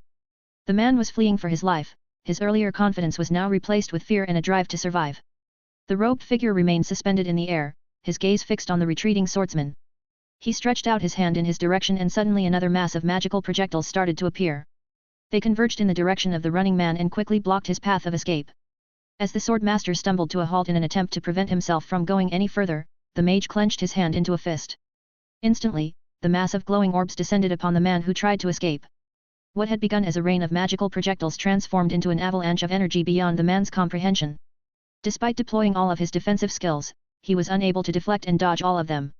A groan escaped his lips as his body became riddled with holes, unable to withstand the onslaught. The robed figure remained suspended in the air, his intentions shrouded in mystery. It was impossible to discern his thoughts. Only after the Tier 3 swordsman fell to the ground in defeat did the orbs of energy dissipate. They transformed from condensed marbles into tiny magical bubbles and evaporated as if they had never existed in the first place. For a moment the place was silent but soon broken by the screams of the bandits. It seemed that for some reason the mage had left them alive and mostly aimed for their limbs. The group by the carriage stared in disbelief at the scene before them, unable to comprehend the sheer power and skill displayed by the floating mage. Slowly, the robed figure descended to the ground, his movements quite graceful. As he approached the carriage, the guards tensed, unsure of his intentions. However, to their surprise, he simply stopped a few paces before their leader and asked a simple question. "Could you tell me where I am? This is Dragnis Island, correct?" It was a strange question to ask but the guard leader quickly responded out of fear of angering such a powerful magician. "Why yes it is sir. Mage, we are on Dragnis Island." "Good, what's the closest city, town, or settlement from here?" "Ah, that would be the city of Aldbourne, sir." The man tried his best to be respectful but without knowing who the man was, he could only give them the bare minimum of respect. It seemed the man was trying to hide his identity and his face was covered by some kind of metal mask. "I see." The man replied but his gaze was fixed into the distance, as if drawn by something unseen. After a brief moment of silence, to the guard's surprise, something peculiar unfolded. From afar, the rhythmic echoes of hooves sounded, their numbers clearly large. After turning his gaze in that direction, he recognized a familiar sight. It was a band of mercenaries he had seen before, ones that were on their side. It didn't take long for this large group of mercenaries to approach the scene. The guard leader breathed a sigh of relief at their arrival, knowing that they would provide much needed assistance and support. Even though this mage was quite strong, this group could not be taken lightly. They were stronger than a group of bandits and one Tier 3 class holder. "What's going on here?" Their leader, a rugged man with a stern expression, while on horseback approached the guards and the mysterious robed figure. He eyed the mage cautiously with eyes that were filled with suspicion. "What are these people trying to pull?" Roland looked at the guard who stepped forward to explain the situation. He had managed to travel through the dimensional gate to his desired location. While this was not the place he wanted to be, it wasn't that far from Albrook. His arrival was interrupted by a seeming attempt on a young girl's life. She didn't seem to be a noble but some type of rich individual, most likely a daughter of some kind of merchant. Normally, he would have disposed of the bandits along with their protector but things weren't so clear-cut this time around. "Something isn't adding up here and I'm also in Theodore's territory. What did I get myself into this time around?" Banner ad, Immortal Freeloader Harem Cultivation System eventually user ad. Banner ad, Celestial Shadow Epic Progression Fantasy with user ad. "Miss Delphine, are you alright?" I'm fine, Brother-in-law. The young miss is shaken up, please give her some time, she has been through a distressing experience. Is she injured? How about she rides with me on my horse? We'll be able to get back to the city faster this way. And no, I'm fine, I'll just stay in the carriage. The large battle Roland took place was over and the people that he had saved were talking. Their interactions were quite strange as the ones that came to save them were met with resistance. The guards that were protecting the young miss seemed on edge, and it was the same for the young miss named Delphine. There was an underlying tension in the air as if something more complex was unfolding beneath the surface. Roland couldn't shake off the feeling that there was more to this than met the eye. While this was none of his business and he wanted to leave, there was one big problem: he found himself in enemy territory, the lands of one of Arthur's older brothers. The same one that had sent knight commanders to Albrook and almost killed Agni in the process. Roland had chosen to spare the bandits and the tier 3 swordsmen helping them. The man was riddled with holes and had lost his conscience but was still alive, and his status was easy to read. Name: Kenzo L181. Classes: T3 Master Samurai L31. T2 Samurai L50. T2 Bladesman L50. T1 Blade Warrior L25. T1 Warrior L25. He was a Master Samurai but his level was rather low. Roland knew he possessed the advantage to overpower him easily. It was wiser to conceal his primary weaponry that could betray his true identity to these individuals. His combat technique, coupled with his distinctive mithril crimson armor, was probably something Theodore Valerian and his people knew. To mask his true identity, he decided to conceal his Xandar's Institute robe first. He carefully removed the emblem presenting his status as a deputy professor and any other identifying symbols. Fortunately, the robe was enchanted, capable of assuming various forms. It had been crafted with fieldwork in consideration, and it would help him maintain a discreet profile. Altering the color of his armor proved to be a simple task, and with the robe's adeptness at concealing the runes beneath, he was unrecognizable. Those people were here earlier but they only arrived once the bandits were dealt with. What were they waiting for? With the help of his mapping device, he spotted a larger gathering of people in the distance. They had lingered behind a large hill, out of sight, only emerging once he had dispatched the raiders. What struck him as odd was their apparent familiarity with the young girl inside the carriage. It appeared he had stumbled upon a potential power struggle. Fortunately, these individuals seemed to lack noble lineage and were likely merchants instead. Had he been within his own territory, he could have easily disclosed his status as knight commander. However, here he was in potential danger, and once Theodore and his people were alerted to his presence, he could very well be chased down. This was one of the reasons why he didn't kill these people, as he could be accused of killing citizens that were under Theodore's protection. A knight commander of an opposing sibling couldn't just waltz into their territory unannounced, so he couldn't give them a reason to blame Arthur later. If his actions were to be discovered later, they could be retroactively used against them. The situation was delicate, and Roland needed to tread carefully. His priority was to ensure his own safety and not to unravel the mystery here. However, getting out of here without alerting anyone to his presence would be difficult. There were already too many people who had seen him, and he could not afford to reveal more of his cards. Now how should I get out of this situation? What if I just take off? Not like anyone here can really stop me. Roland had remained silent while analyzing the situation. There were close to 40 men on horseback, quite a large gathering. It was as if they were expecting to be battling with these bandits that had 10 men fewer. Among them, he noted the presence of a tier 3 class holder, who observed him intently from a distance. This individual appeared to be affiliated with the girl's brother-in-law, who was still attempting to coerce her into joining him on horseback. Name: Witter L205. Classes: T3 Master Spirit Spearman L55. T2 Spirit Spearman L50. T2 Spearman L50. T1 Spear Warrior L25. T1 Warrior L25. The girl herself possessed slightly elongated ears and an unusual pinkish hair color. She was quite a beauty and appeared to be in her later teens. It was evident that the group's leader harbored an interest in her, though she appeared less than thrilled about the attention. He wanted to do nothing more than jump onto his shield and fly off, but there were several obstructions in the way. His armor had been further damaged as he was crossing through the dimensional gate, and the runes had started to deteriorate. The cost of flying would be increased, and there were some airborne nuisances here as well. Wyvern riders.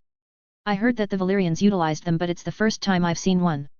Just as the name stated, Wyvern riders were mounted warriors who rode large creatures known as wyverns. These beasts resembled dragons but lacked the forelimbs, instead having powerful wings and a long, barbed tail. They were agile and deadly in combat, capable of unleashing devastating attacks from both the air and the ground. It didn't seem that this rider was involved in this encounter, as they steered in a different direction. If he attempted to use his flight capabilities, it wouldn't be strange if he was noticed. There was no need to act hastily, and instead, he decided on a more subtle approach to reach the city. Fortunately, there was a group present that could serve as an escort back, and his guise as an eccentric mage would aid in maintaining his cover. You there? Hey! Roland casually approached the leader of the group, who was swiftly encircled by the armored men. Despite their knight-like attire, it was evident they were mercenaries rather than true knights, likely hired by the merchant. The so-called brother-in-law appeared to be in his late 20s, lacking any combat class, much like the young lady from the carriage. His primary bodyguard, named Witter, reacted promptly, gripping his spear tightly, though he did not appear overly eager to initiate an attack. Yes you, I wish for you to guide me to the city of Aldbourne, this is the least you can do to repay me. You want me to do what? Who do you think you are talking to? Before the merchant could finish his sentence a strange sensation took over the scenery. All of the guards found their knees to be buckling and weak. His intimidation ability proved to be quite effective as it spread throughout the group. Even the Tier 3 Master Spearman, Witter, seemed to be affected, though he managed to maintain his composure better than the others. I am merely asking for assistance, nothing more. Surely, you wouldn't refuse a request from a weary traveler, would you? Roland's voice was calm and collected. Utilizing his magic, he subtly altered the tonation of his voice, granting it a lower pitch than usual. The merchant hesitated momentarily, while the Tier 3 bodyguard leaned in to whisper something into his ear. Though their conversation was beyond the perception of ordinary individuals, Roland possessed the means to easily interpret their words. Sir, we shouldn't provoke this man, he is too dangerous, it would be better to do as he asks at least for now. The man frowned but he took the advice to heart and quickly changed his tune. His face switched almost instantly as if he had done this hundreds of times. Of course, my good sir. We would be delighted to escort you to Aldbourne. Please, allow me to introduce myself. I am Aubert Abrams from the Abrams Merchant Group, and these are my men. Abrams. I've heard of them but Aubert, that name wasn't anywhere in the reports. Gathering information on his enemies was important and the Abrams Merchant Group was a well-known entity in the region. They handled a lot of trades but weren't the only group active in this region. Roland had somewhat of an idea who the lady was now but still wasn't sure what this Aubert was up to. Very well, Mr. Aubert, I'll leave it to you then while I rest, this carriage will do, don't mind me. Everyone was taken aback as Roland approached the carriage. The young lady stood outside, surrounded by her guards. At first, it seemed that the peculiar mage intended to enter the carriage, but their assumptions were quickly proven wrong. Instead, he levitated into the air and gracefully descended onto the roof. Out of nowhere he produced something resembling a rolled-up sleeping bag and placed it beneath his head to settle in comfortably. Everyone was shaken by the display of might which was only overshadowed by the strange behavior. No one expected him to get on the carriage but there he was, in a position that implied that he wanted to sleep. What are you waiting for, lass? Get in the carriage and let's go. I'm tired so please don't disturb me. The guards hesitated, unsure of how to react to this unexpected turn of events. They exchanged puzzled glances but before they could make a decision, the young lady started moving. She seemed to be eager to slip into the carriage and left her brother-in-law stunned. He seemed to want to follow her inside but the guard leader stepped forward to stop him. Sir, you need not worry, we will protect the lady with our lives. This carriage had spaces in the front and back where the guards had a place to sit. While there was a lot of free space inside, for some reason it didn't seem that the girl wanted any company and even appreciated that the mage saved her from a horse ride with this brother-in-law. Nonsense, who are you to stow? Hey, didn't I say to not disturb me? The same pressure that everyone felt before fell on the entire area as Roland grumbled. His voice sounded older than it usually was and carried a hint of annoyance. The man instantly decided to back away, it didn't seem like it was worth risking his life just to ride inside this carriage. Oh of course honorable mage, we shall depart. Aubert quickly gave in to the intimidation and the carriage started moving forward. The horses pulling the carriage trotted along the dirt road towards the city of Aldbourne. The guards rode alongside, keeping a vigilant watch over the surroundings, though their attention was occasionally stolen by the peculiar mage resting atop the carriage. It might have seemed as if he was sleeping but in actuality, his eyes were glued to his mapping screen. On it, Roland witnessed what was happening around him and took note that half of the mercenaries remained behind to take care of the guards. He had put in their mana signatures and once they had traveled over the hill, some of them began to vanish. Taking care of the witnesses. They are still bandits so that's not the strange part though. As Roland observed the dots vanishing from his screen, a sense of suspicion crept over him. Roland found himself increasingly convinced of the merchant's ulterior motives. Yet, what intrigued him more was the underlying reason behind this strange charade. With himself perched atop the carriage, it became apparent that their plans would be stalled and probably foiled. Once they were inside the safety of the city, it would probably be a lot harder to do anything to this young girl. Inside the carriage, the atmosphere was strangely calm. Delphine, the young lady sat inside quietly and she seemed calmer than before. Soon they continued their journey without further mishaps, it only took them about 3 hours to reach their destination and the bustling city of Aldbourne became visible. It doesn't look bad but, the defenses are worse than in Albrook. Once they were at the gates, Roland decided to lean forward to examine the settlement he arrived in. There were no nearby dungeons like in the city he came from, but it seemed to be a thriving hub of commerce. The walls surrounding the city were sturdy but lacked the runic reinforcements present in Albrook. Guards manned the gates and surveyed those who sought entry with a seemingly watchful gaze. However, some of them weren't even looking, and he could tell that the city guards lacked some discipline. Albrook looks better than this. A sense of pride rose in his chest as it became clear that the city that he helped build was ahead of this one. While it was not the city in which Arthur's brother resided, it had stood here longer and had more time to grow. The carriage rolled through the gates of Aldbourne, and the guards stationed there cast curious glances at the peculiar sight of a mage lounging on top of it. However, they dared not interfere as they recognized the carriage emblem that indicated something. Once inside they ventured further into the city, and Roland couldn't help but notice some differences between this place and Albrook. His city seemed more organized and had more armored soldiers patrolling. There was more chaos here and a lot more people were shouting. Merchants bustled through the streets, peddling their wares in vibrant markets, while beggars pleaded for scraps of food at every corner. The carriage eventually came to a stop in front of a modest-looking estate. It was not as large as the noble ones he had seen and more similar to the one Arthur lived in. At this point, Roland wanted to descend from the roof of the carriage. There was no point of him entering the estate, so as the gates were opening up, he descended. However, before he could excuse himself, someone came running from within this mansion. It was a young man that couldn't be older than 21. His face was flushed with worry but also rage. Delphine. Are you all right? What happened? The man rushed forward and opened the carriage door while ignoring the massive robed mage to the side. His eyes scanned the interior for any signs of distress. Delphine stepped out of the carriage with a relieved expression on her face. Once the two saw each other, they quickly embraced and quickly informed Roland about their relationship. Is this her husband or perhaps fiancé? He noticed that Aubert displayed some disdain for the show of affection the two displayed. Aubert quickly composed himself, though his unease was evident. Roland observed the interaction with detached interest as his mind was already elsewhere. The maiden was saved and delivered to the doorstep of her beloved, there was nothing more he needed to do. Thus, without even mentioning anything, he started to remove himself from this situation by walking away.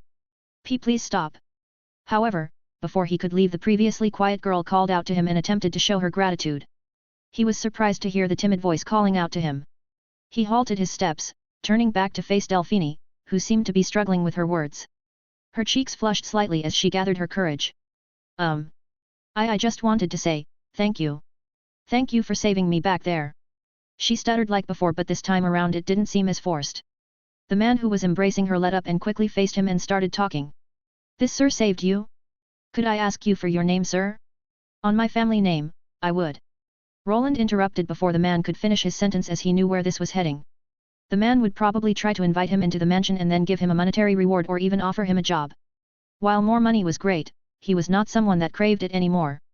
There was nothing this merchant could offer him that he couldn't earn in a week's worth of time. I appreciate your gratitude, but there's no need for you to thank me. Our fates just intertwined for a moment, think nothing of it, now I must depart. Roland turned around while making his robe flutter around and started walking. He wasn't sure if his acting was good or not, but it didn't seem that they were trying to stop him. Luckily, people knew better than to hinder eccentric mages, and he was lucky enough to leave the area before being dragged into something he wanted no part in, or at least that was what he thought at that moment. Hey stranger, fancy a treat? No thanks. Roland turned his head away from a grinning man missing half his teeth. In his hands, he had some valuables that were probably stolen.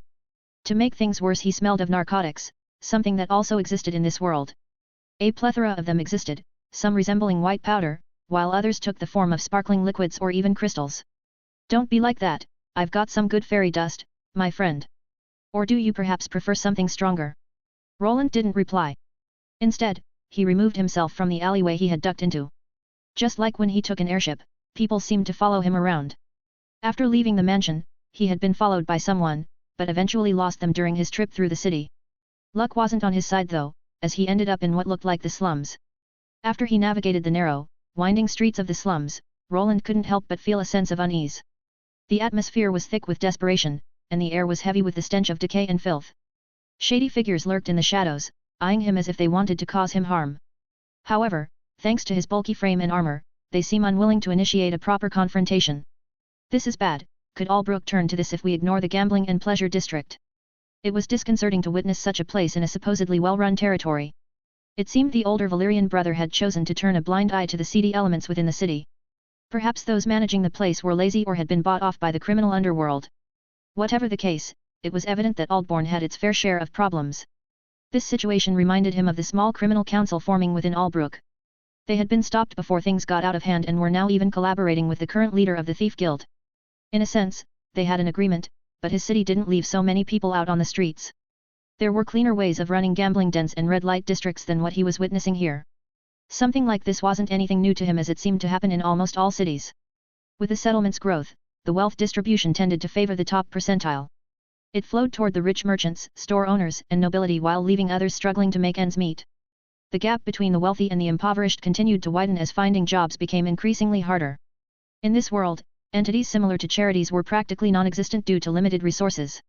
While churches occasionally offered some food, like everyone else, their coffers were limited.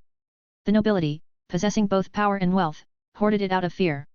Their focus lay in training new soldiers and striking deals that would directly benefit them, rather than investing in the well-being of the common people. I shouldn't linger for too long here. I have two options: either I join another merchant caravan or head out on my own.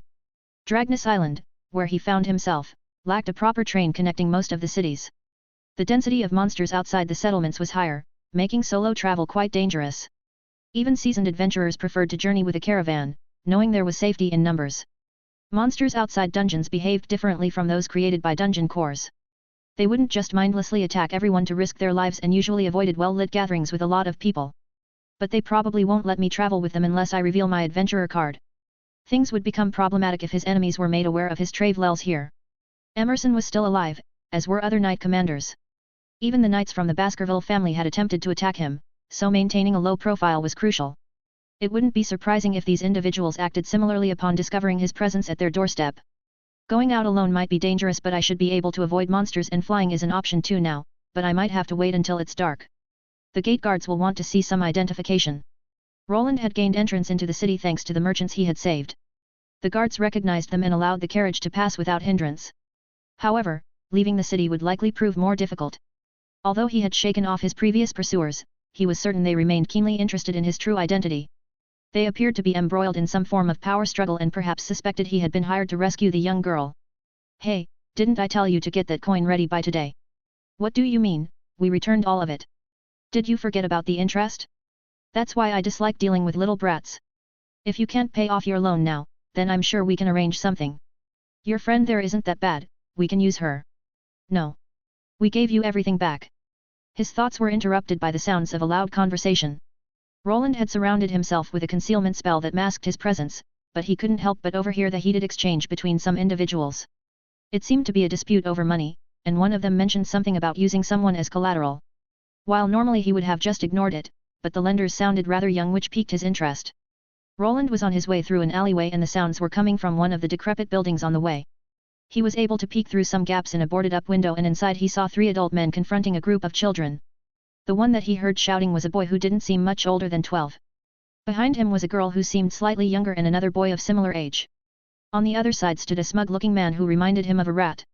Behind him were 2 burly men who resembled bandits. It was painfully clear that these kids were in trouble.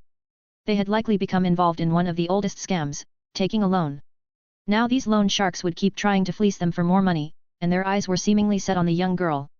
It was obvious what their intentions were, and the children's fate seemed to be sealed. Roland was reminded once more of the brutality of this world.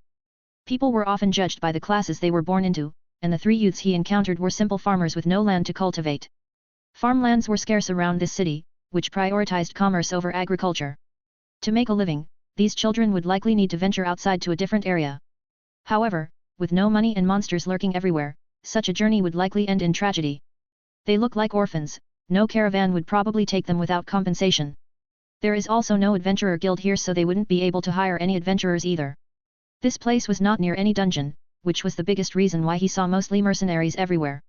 Adventurers simply used this as a hub to pass through to Albrook or other cities in this territory that had access to a dungeon. Just like Arthur, Theodore Valerian was initially given a city close to a different dungeon, and that's where his base of operations was situated. Something like this wasn't anything new, people were always taken advantage of.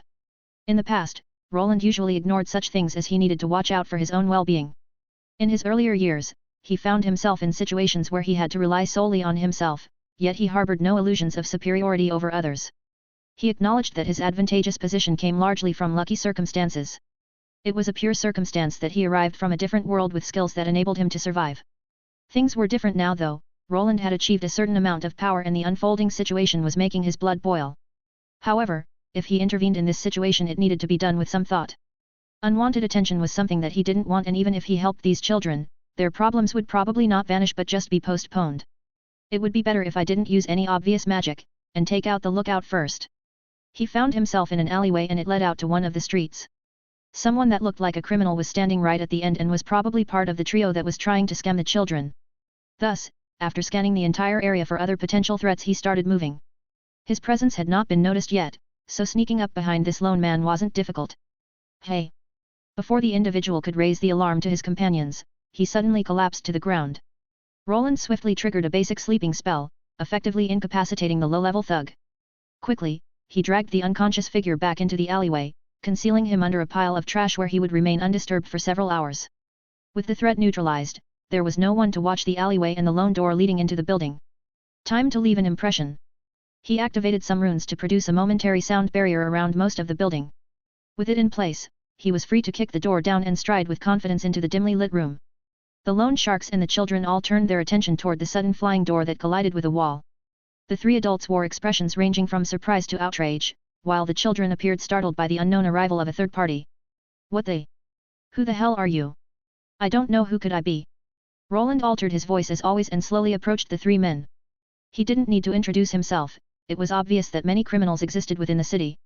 There was probably a lot of infighting or people trying to establish dominance over one another. To them, he would just be someone from a rival crime family or a rogue mercenary looking to cause trouble. As he approached the three, the children started moving to the side, towards a certain location of this old building. The adults swiftly drew their daggers, brandishing them menacingly at the approaching figure. They assumed his intentions and wasted no time in launching an assault. However, the vast difference in levels and equipment became glaringly evident, and the first assailant found himself hurtling through the air after receiving an open palm smack to the face. Wait. What ensued wasn't much of a fight, as Roland only needed one hit to knock out each man. The man who looked like a rat attempted to say something, but he found himself on the ground with foam leaving his mouth quite quickly. Within moments, the room fell silent, with only the heavy breathing of the children lingering. They huddled up near a wall but did not try to escape, and he knew why. His gaze traveled to the opposite direction where a concealed latch was barely sticking out. There are another two down there, probably younger than these three here. With the help of his mapping device, he was able to discern that there were people concealed under the house. The three in the room were clearly trying to divert his attention from them, as he could hear their heartbeats quicken the moment he glanced in the direction of the hiding spot. Fortunately for them, he had not come to capture any children and intended to simply act as if he were there solely for the bandit-like individuals. Don't worry, I'm not interested in some brats nor the two that are down there. He tried to reassure them while speaking calmly, but they were clearly on edge. Though apprehensive about his presence, they seemed to realize that he was not there to hurt them. It made no sense that someone who could handle the three thugs so easily would want anything from them. Roland moved slowly, so as not to startle them any more than he already had, and instead focused on the passed-out trio. They had some money on them, which seemed to be enough for the next part of his plan. What is this? It's money. But, why would you give it to us? I'm just a good-hearted person. The 12-year-old youth looked at him funnily as he didn't really trust in those words. However, Roland didn't care as he opened the secret room that another two children were hiding in. It was another boy and a girl that seemed to be under 10, both of them were clutching their hands together out of fright. To not scare them, he took a step back to give him space before he began to talk. You don't have to be afraid, as I've said, you're of no interest of me, but I'll need to use that space. The two children were terrified at his massive size and strange apparel, but with some help from their older friends, they climbed out from the cellar they were hiding in. He needed to stash the three men somewhere and it looked like a perfect place. Even if the man outside returned, he wouldn't be able to find them after he used some concealment runes. They would fade eventually, but it would give the children time to decide their fate. The children watched in a mixture of confusion and awe as Roland effortlessly carried the unconscious men into the concealed cellar. As he was tucking them away, he began to speak and hoped that these kids would take his advice to heart. Even if these men disappear, your problems won't. You're left with two choices, either accept the money and attempt to settle your debts with them, or entrust it to one of the traveling merchants. They might offer you passage within their caravan. I've heard rumors that the city of Albrook is in need of skilled farmers. The kids didn't respond as they were bewildered by his actions, which didn't make much sense to them. Why are you doing this? Asked the oldest as he finally gathered the courage to speak after Roland had trapped the three thugs in the cellar and locked them inside. Do I need a reason to lend a hand to a few brats? Simply take the coin and make your decision. depart or remain. Although, I would strongly advise you to leave. Putting your trust in these thieves would be ill-advised. Roland couldn't make the decision for them, and he also didn't have the full picture. Perhaps he was being nosy, and they would be fine, but to him, it seemed like leaving for Albrook was a better idea. The city he was creating would certainly not tolerate such things, and he would make sure of that. The children nodded silently, their expressions still guarded but tinged with gratitude. They had been saved by a mysterious stranger who had appeared out of nowhere and dispatched their tormentors with ease. It was a surreal experience, one they would likely remember for the rest of their lives. With a final nod to the children, Roland turned and strode out of the room, leaving the building behind. The men he left were under a strong spell and would be out for a few days. It would give these kids some time to organize their thoughts, and the focus of those criminals would probably fall on him instead. I'm becoming quite the hero. He chuckled to himself as he was far from one. A real hero would have probably taken the children under his wing and traveled with them. Instead, he was still focused on himself and returning home where his true responsibilities were. He didn't delude himself into believing he could fix this harsh world, but it had become harder to ignore certain things when he knew he had the power to force change. Now then, I should lay low until nightfall and then go. I should also tell Elydia about my whereabouts. With things cleared up, he decided to keep himself hidden. He entered the merchant district where there were many more people and just blended with the crowd. Luckily, with so many varied races, his size and strange apparel didn't attract much attention. After finding a quiet area, he decided to contact his wife with the help of his armor. Once he had informed her about his circumstances, it would be time to wait and then leave. With some luck, in a day or two, he would be back to eating homemade meals and creating a runic prosthesis. Sir. They are getting closer. I know. Why didn't I just leave? I had to play the hero. Sir. I know, stop shouting, take the reins. Me. Yeah, do you see anyone else? A boy of around 12 looked up at Roland with wide eyes, his hands trembling as he reached for the reins. On the other end, a large lizard-like creature whose size exceeded a horse was speeding forward on a dirt road. It was pulling a large elongated somewhat armored wagon, which held some people inside. Behind them growling and shouting echoed as a group of armored men pursued them on horseback. They were armed with swords, axes, bows, and had woven monsters acting as their bloodhounds. The boy hesitated for a moment, unsure if he could handle the responsibility of controlling the large creature. But Roland's urgent tone spurred him into action, and he grabbed the reins tightly, trying to steady his nerves. He focused on guiding the creature forward in a way he saw Roland do it before, and to his surprise, the creature responded. Meanwhile, Roland positioned himself at the rear of the wagon, keeping a watchful eye on their pursuers. He could hear the pounding hooves of the horses drawing closer and their shouts growing louder with each passing second. The armored men closed in as the bulky carriage was quite heavy and slow. The crest the men carried on their clothes was a crowned stag.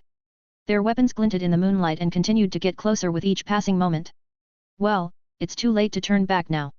Roland muttered to himself while activating the runes on his staff. While they were outnumbered, they were certainly not outmatched in terms of firepower. In a matter of seconds, multiple orbs of magical energy emerged above the wagon and shot forth in the direction of the pursuing battalion. The orbs of magical energy exploded upon impact, sending shockwaves rippling through the air.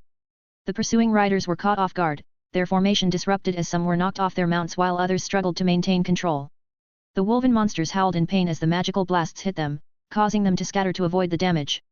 However, the numbers didn't seem to dwindle as the pursuers numbered in the hundreds. Will we make it, in time? Roland looked back at the boy, trying to hold back his tears, then glanced down to the roof of the wagon, where sounds of sniffling could be heard amidst the chaotic escape. Many people were with him, and he was the sole combatant. He turned his gaze back to the approaching forces and gathered his magic. He had already made a decision, and it was too late to go back now. While holding up his runic staff, he thought back to the choice he made not so long ago. Get back soon. Agni has been getting annoyed with the Solarian worshippers, some even followed him back home and tried to scale the fence. They did? Are you all right? Yes, they were shot down by the turrets before they went too close, luckily no one got hurt. I see, I'll have to talk to the Solarian bishop when I get back so something like this doesn't happen. I should be back in a day or two, not sure yet. Good, get back quick, everyone is waiting. Everyone. You might not realize how much some of them look up to you. Elydia chuckled as the two conversed through magical means. A little holographic image of her appeared before him as he rested in one of the city inns. After the incident with the supposed orphans, he had seemingly turned in for the night.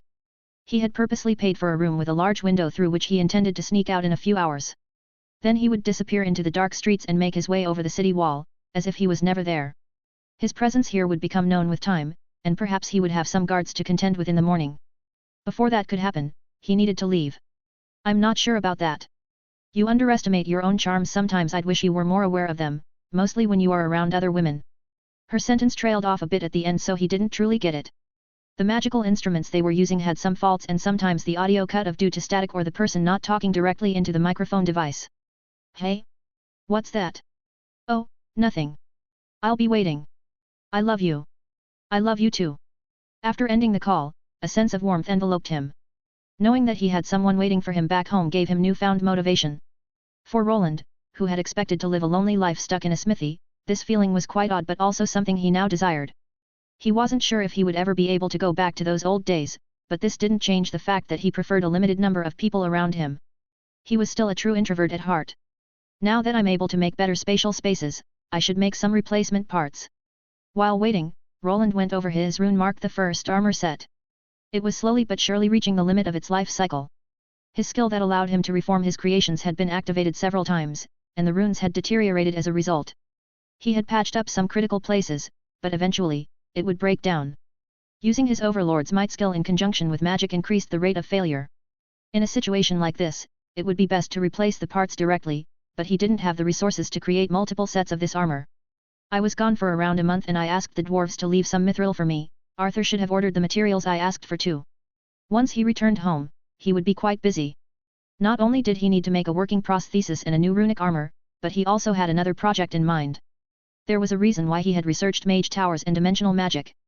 His next grand project would be to create a gate within his workshop, through which he could freely travel between the institute and his own home. This gate wouldn't be limited to just that. With his status as deputy professor, he would have access to many other gates throughout the kingdom. If he achieved this feat, traveling away from his home would become quite mundane. When creating a mage tower, it comes down to the power source and a tower spirit. Once that geothermal generator is up and running, the first issue will resolve itself, which would leave the spirit to help with the calculations. Roland saw the tower spirits as something similar to artificial intelligence which aided mages with various calculations. They utilized the magical energy stored within the towers to function. Otherwise, the mage would be compelled to activate everything manually.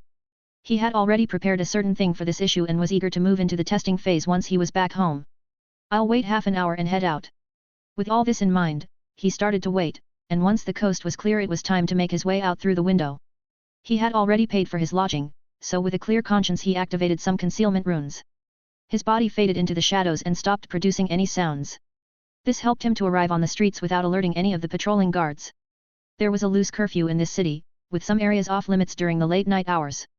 The district where most merchant-owned stores were located was one of them, usually under the watchful eye of the city lord. On the other hand, districts like the slums seemed to be ignored, with guards seldom wandering in even late at night. This made his plan a lot easier, as he could arrive at his destination by passing through the areas that were not being closely watched. He made his way through the back alleyways and the lack of street lights made his journey quite easy. Something like this wouldn't have been possible in Albrook, where they made sure to spread out the magical lanterns powered by magic. It was strange to look at things from the standpoint of someone who could affect the laws inside a settlement. However, this was not the time to gloat at the incompetence of the opposition, he needed to get out of here first. As he navigated through the maze of alleyways and narrow streets, Roland kept his senses sharp, alert for any signs of danger. One of his multiple minds was constantly peering at his mapping system, and during his travel he discovered something. One of the dots that was close by, belonged to someone he had included in his database. Isn't that one of the guards that was with that pink-haired lady? When he rescued the young girl from the supposed bandits, he had entered the people gathered there into his database. This included the 4 loyal guards that were with her. 2 of them were here and seemed to be looking for something. His curiosity was piqued, but he already knew that this was probably more trouble. She is not here either, keep looking. It seemed that the damsel in distress had been taken away once again, with people searching for her within these slums. Roland quickly concealed his presence by climbing up onto one of the buildings, aided by a weight-reducing spell and another that allowed his hands to stick to the wall. After mimicking one of the fictional heroes from his old world, he continued to survey the area, confirming something he had already suspected. It was probably those guys, and I bet that brother-in-law is also involved. His map display and mono-fingerprint recognition gave him a good idea of what was happening here. There were more people than just the 4 guards from earlier looking for this girl, and some of them were the men who were previously with Aubert Abrams. This wasn't the peculiar part, rather, it was who they were interacting with, and that was the bandits who supposedly attacked the young lady. It appeared that some of them had been working for or with Aubert and had not been killed by his troops. Instead, they somehow made it into the city and were now conversing with these other mercenaries. Let me guess. He orchestrated the bandit attack to get to the girl for some reason and mixed his mercenaries into the group. It was clear to Roland that Aubert was infatuated with the girl, who resembled a half-elf. However, she was betrothed to his younger brother instead. Roland speculated that Aubert might have planned to either kill the guards and take her with him or perhaps pretend to save her during the scuffle. His troops were hidden behind a hill which he noticed. Perhaps Aubert was even plotting to murder his brother eventually and take her as a prize, or something entirely different. Nevertheless, they would likely be unable to find her, as the majority of people were on the side of the older brother and were probably hindering their search. They aren't even looking, just standing around and waiting, but, should I involve myself with something like this? While Roland felt bad about the whole situation, what was he supposed to do? Informing the younger brother about the ruse wouldn't work, as he wasn't someone trustworthy. Moreover, intervening could potentially draw unwanted attention to himself, especially from Theodore and his knight commanders. The situation was delicate, and Roland didn't want to inadvertently put himself or his friends in danger by getting involved in someone else's family drama. I need to focus on getting out of here unnoticed. My priority should be returning home safely. If I cause a scene and they realize that I'm from Albrook, it will complicate things. With a heavy heart, Roland decided to leave the scene and continue his journey out of the city. He didn't want to directly involve himself in this situation anymore and was planning to create a spell similar to the one Arian used to contact him. He could at least provide the truth to the young fiancé and hope that he would be able to deal with the situation himself. However, to complicate things he noticed another mana signature that wasn't that far away either. It's that brat, what is he doing out there at this hour? Roland found himself involved in an unexpected event not long ago while wandering through the slums. He had saved some kids from loan sharks, and now the oldest from the bunch was moving through the darkened alleyways. Something must have happened, as that young man was a survivor and seemed quite bright. Moving through the streets at this time wasn't wise, so he probably had a good reason for it. Elidia's face popped into Roland's mind as he attempted to remove himself from the situation. He knew he would probably regret it, but something about this situation bothered him. While he was okay leaving the merchants to their own problems, it was different when it came to orphans, even he had a soft spot for them. Roland realized he would regret it if he just left things alone, especially since it seemed the young man had found himself in some trouble. As he approached what appeared to be an abandoned building, a thuggish-looking individual emerged to stop him. It was evident that the boy had attempted to sneak in there for some reason but was instantly caught. He watched from the shadows as the confrontation unfolded. The thug was clearly trying to intimidate the young man, but he wasn't budging. "Are you trying to get me in trouble, kid? You know the rules, back off, you're not going in. Let me through, you damn bastard. I know that you took them." The kid swung wildly at the adult but was clearly outmatched. It seemed that the man was having a good laugh as the farmer boy tried to hit him. After sending him back with one kick, Roland still wasn't sure what this was about. However, just as Roland was debating whether or not to intervene, he noticed a glint of metal in the thug's hand. It was a dagger, and it was clear that the situation was escalating quickly. "I gave you a chance, kid, I don't know what got into you but you'll have to pay that price, and your ear will do."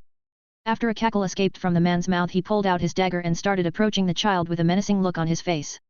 It didn't seem like it was a joke either, and it was time for him to step in. "I'm not scared of you." "Haha, you're a bad liar." The boy had a knife of his own but it was clear that he was outmatched. Luckily, before the thuggish man could approach him, he was halted in his tracks. "Hey? What is this? I can't move." A strange scene unfolded before the boy as the man's words ceased. His mouth moved, but no words came out. Then he began convulsing, as if he were underwater with no air to breathe. In a matter of moments, he dropped to the ground like a puppet whose strings had been cut, and from behind him emerged a cloaked figure. "It's you!" the boy called out while still holding the knife and pointing it at Roland. He was prepared to disable the child if he attacked him, but instead, the boy dropped down to his knees and started to cry. "Please, help me, they took them, they took Leia and the others." Leia was the name of the girl who was with the young men when he saved them from the moneylenders. It seemed that she had gotten herself in some trouble, but also that more of the children were missing. "Who took them and who are they? Calm down and tell me everything, I'm not your enemy." Roland replied in a softer tone, one he parroted from his wife, who was skilled at speaking with children. The boy wiped his tears and tried to compose himself as he relayed the events leading up to Leia and the others being taken. "After you left, we decided to leave the city, we even found some merchants that were willing to help us but... The boy whipped his eyes with his sleeve and quickly replied. "Someone must have seen us and the money. They ambushed us as we were returning. We ran and scattered. I was the only one to get away." "I see." Roland replied, analyzing the situation. He had to admit to himself that it was perhaps not the brightest idea to give orphans a large amount of money. He hadn't expected them to flaunt it around so much and to attract the attention of thieves in the area. Now, he would need to make up for his mistake.